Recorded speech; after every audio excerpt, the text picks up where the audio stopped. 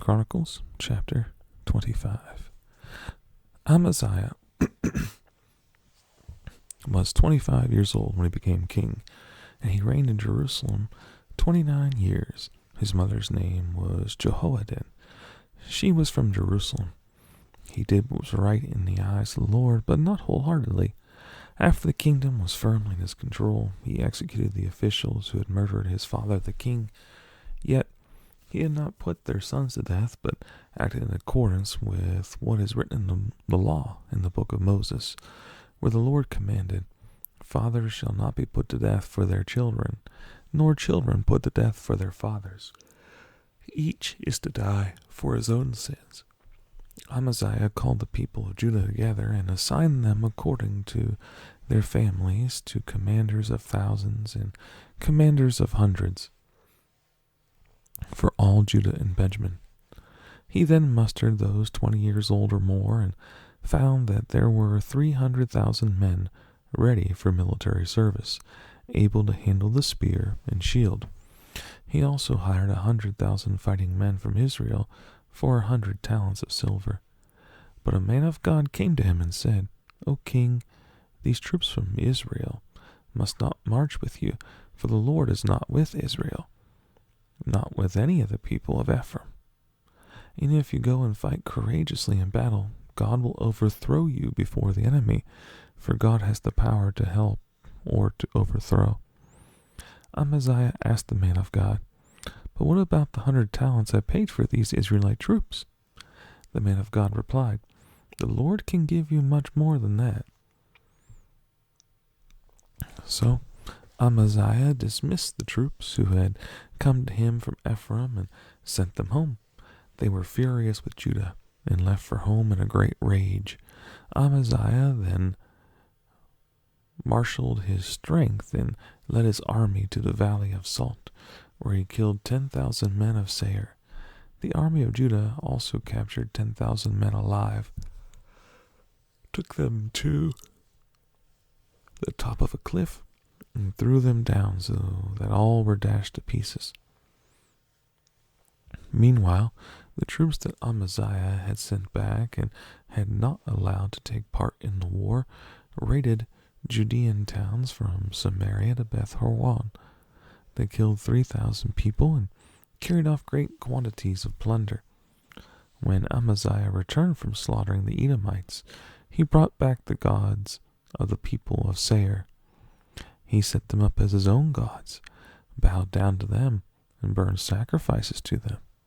The anger of the Lord burned against Amaziah, and he sent a prophet to him who said, "Why do you consult this people's gods, which could not save their own people from your hand?" While he was speaking, the king said to him, "Have we appointed you an advisor to the king? Stop. Why be struck down?" So the prophet stopped, but said, "I know that God has determined to destroy you, because you've done this, and have not listened to my counsel." After Amaziah, king of Judah, consulted his advisors, he sent this challenge to Jehoash, son of Jehoaz, the son of Jehu, king of Israel. "Come, meet me face to face." But Jehoash, king of Israel, replied to Amaziah, king of Judah, "A thistle in Lebanon sent a message to a cedar in Lebanon, 'Give your daughter to my son in marriage.' Then a wild beast in Lebanon came along and trampled the thistle underfoot.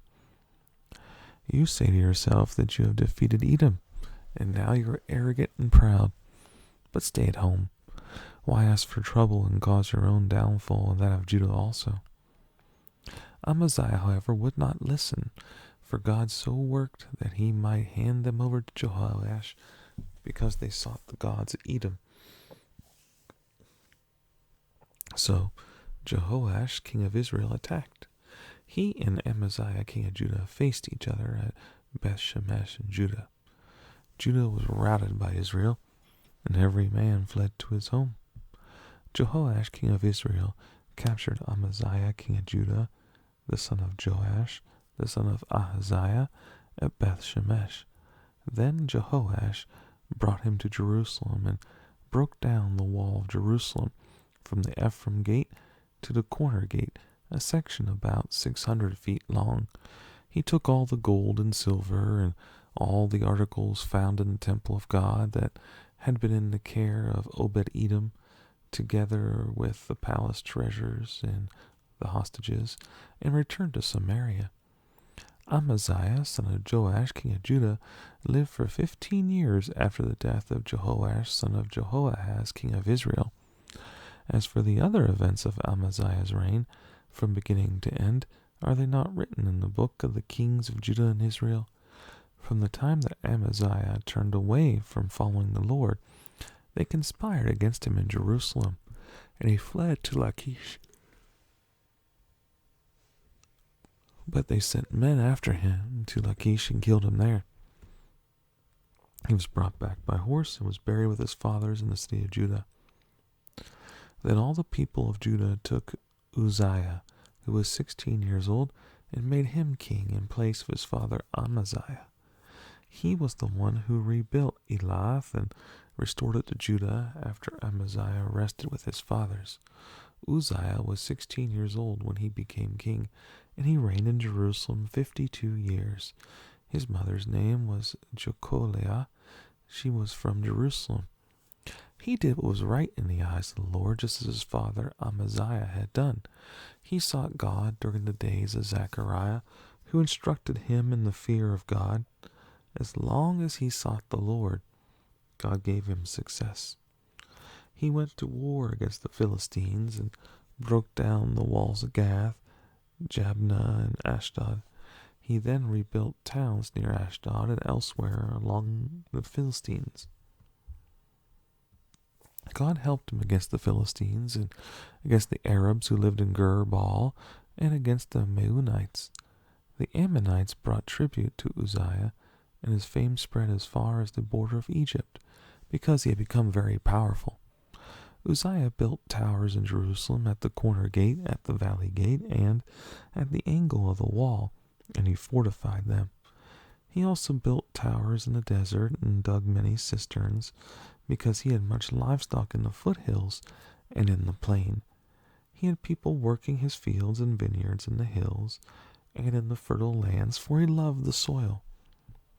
Uzziah had a well-trained army, ready to go out by divisions according to their numbers, as mustered by Jeiel, the secretary, and Maaseiah, the officer, under the direction of Hananiah, one of the royal officials. The total number of family leaders over the fighting men was 2,600. Under their command was an army of 307,500 men, trained for war, a powerful force to support the king against his enemies. Uzziah provided shields, spears, helmets, coats of armor, bows, and sling stones for the entire army. In Jerusalem he made machines designed by skillful men for use on the towers and on the corner defenses, to shoot arrows and hurl large stones. His fame spread far and wide, for he was greatly helped until he became powerful. But after Uzziah became powerful, his pride led to his downfall. He was unfaithful to the Lord his God, and entered the temple of the Lord to burn incense on the altar of incense. Azariah the priest, with 80 other courageous priests of the Lord, followed him in. They confronted him and said, "It is not right for you, Uzziah, to burn incense to the Lord. That is for the priest, the descendants of Aaron, who have been consecrated to burn incense. Leave the sanctuary, for you have been unfaithful, and you will not be honored by the Lord God." Uzziah, who had a censer in his hand, ready to burn incense, became angry. While he was raging at the priests in their presence before the incense altar in the Lord's temple, leprosy broke out on his forehead. When Azariah the chief priest and all the other priests looked at him, they saw that he had leprosy on his forehead, so they hurried him out. Indeed, he himself was eager to leave, because the Lord had afflicted him. King Uzziah had leprosy until the day he died. He lived in a separate house, leprous and excluded from the temple of the Lord. Jotham his son had charge of the palace and governed the people of the land. The other events of Uzziah's reign from beginning to end are recorded by the prophet Isaiah, son of Amoz. Uzziah rested with his fathers and was buried near them in a field for burial that belonged to the kings. For people said, "He had leprosy," and Jotham his son succeeded him as king. Jotham was 25 years old when he became king, and he reigned in Jerusalem 16 years. His mother's name was Jerusha, daughter of Zadok. He did what was right in the eyes of the Lord, just as his father Uzziah had done, but unlike him, he did not enter the temple of the Lord. The people, however, continued their corrupt practices. Jotham rebuilt the upper gate of the temple of the Lord and did extensive work on the wall at the hill of Ophel. He built towns in the Judean hills and forts and towers in the wooded areas. Jotham made war on the king of the Ammonites and conquered them. That year the Ammonites paid him 100 talents of silver, 10,000 cores of wheat, and 10,000 cores of barley. The Ammonites brought him the same amount also in the second and third years. Jotham grew powerful because he walked steadfastly before the Lord his God. The other events in Jotham's reign, including all his wars and the other things he did, are written in the book of the kings of Israel and Judah. He was 25 years old when he became king, and he reigned in Jerusalem 16 years. Jotham rested with his fathers and was buried in the city of David, and Ahaz, his son, succeeded him as king.